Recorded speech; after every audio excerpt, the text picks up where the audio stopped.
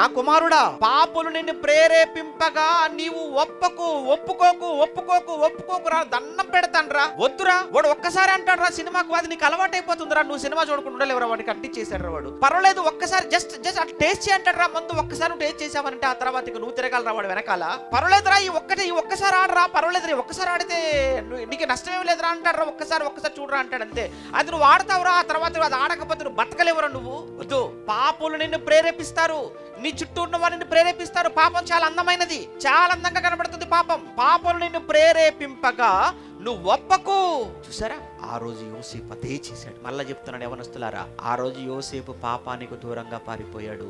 ఏ పాపానికి దూరంగా పారిపోయాడో యోసేపు, అదే పారిపోయిన యోసేపును తీసుకుని వచ్చి దేశానికి ప్రధానిగా కూర్చోబెట్టాడు. కారణం, పాపానికి దూరముగా పారిపోయాడు కనుక. ఒకవేళ పాపంతో చేతులు కలిపితే, పాపానికి కమిట్ అయిపోతే, పాపానికి ఒప్పుకుంటే ఏమైపోయేవాళ్ళు చెప్పండి? యోసేపు చరిత్ర మరొక విధంగా చదువుకునే వాళ్ళం. వద్దు, మీకు అదే చెప్తున్నాను. అది కేవలం ఏ విధమైన పాపమైనా కావచ్చు, అది ఏ విధమైన పాపమైనా, మీరు చేస్తున్నారో అది దేవుని చిత్తమో కాదో ఒక్కసారి తెలుసుకోండి అంటున్నాను. అందుకే